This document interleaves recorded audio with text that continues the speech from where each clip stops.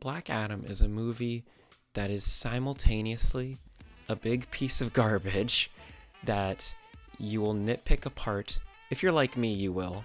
Or you will have complete and total fun and just enjoy it and hang along for the ride. It's not a perfect movie, but let it be known that it is one that I did have fun with, and at the end of the day, I do not regret seeing. To start, I think the character of Black Adam himself is very flawed.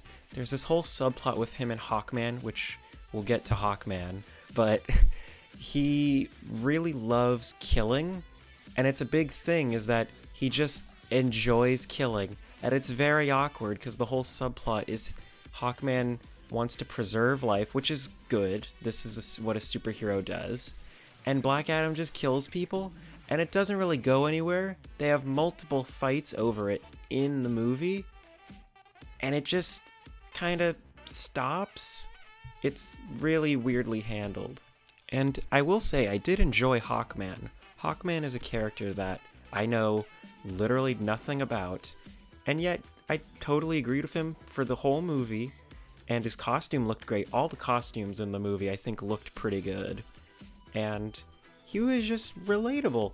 You totally got him. Because he isn't evil.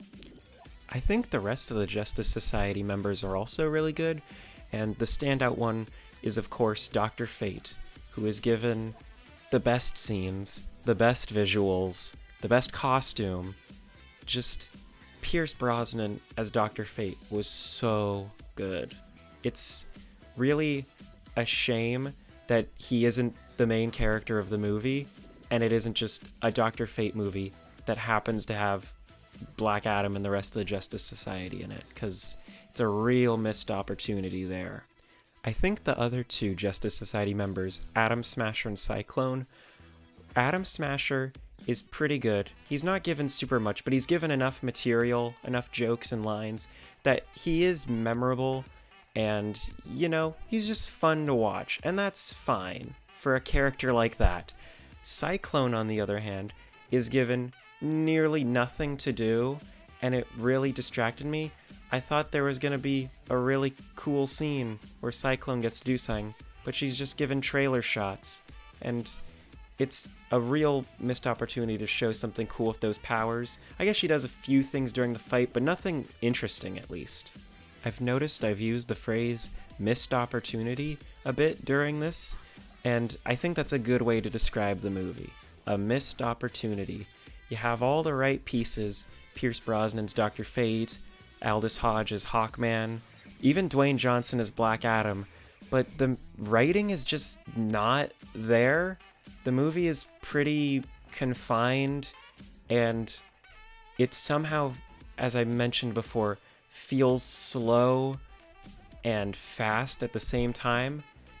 It's a really weird thing, and I think it leads into the next point well on how the villain is simultaneously completely rushed, given barely anything to do. You will forget that the villain is in the movie.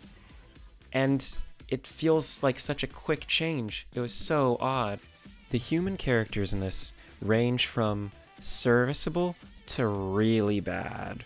Again, the villain is really bad, but the main human characters, which are like a little kid, a mom, and her brother, they were all just boring, and the main first 15 minutes focuses on them, and you are just bored out of your mind. If you're like me, you are just like, oh no, it's this kind of movie.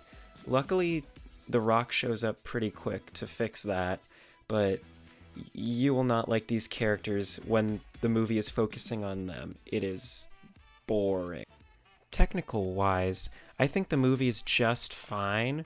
It's not shot amazingly. There's a few shots where it's like a civilian is watching, and it's kind of neat, but they don't do it often enough to really leave an impact. It's just something they're like, hey, that's pretty neat.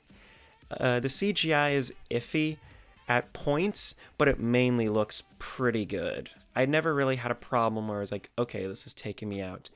There's some bad ADR near the end, and it just takes you out of the whole scene. It's already a bad scene and is so forced in for some kind of message, almost a Captain Planet-like message, and the ADR just ruins an already bad scene. It's just bad. Before we get on to spoilers, I don't want to make it sound like I hate this movie, because I did have fun at the end of the day. It's really weird to talk about, because as a movie, it's not very good, but it is enjoyable. If you're in the theater watching this with a big tub of popcorn, you'll probably get a kick out of it. I know the people in my theater did. So just keep that in mind. It's not something to really laugh at either. It's just not very well made, but it is fun. And I'd rather have a fun movie than a movie that's boring all the way through. Now that we're talking spoilers, I can say that villain turning into a demon was just the worst. It was so forced. They took this character that is already so generic, that is barely in the movie before his transformation.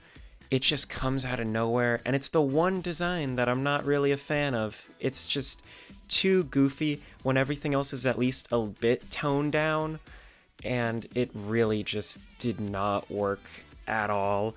I appreciate the attempt. I don't even mind the idea of like a demon type villain coming, but it was just not handled well.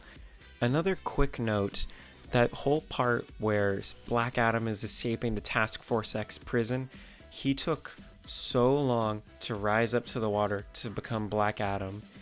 That was something that could have just been like shortened down. I feel like the whole movie could have just been shortened like 15 minutes, but they just kept stuff in because I guess superhero movies need to be 2 hours.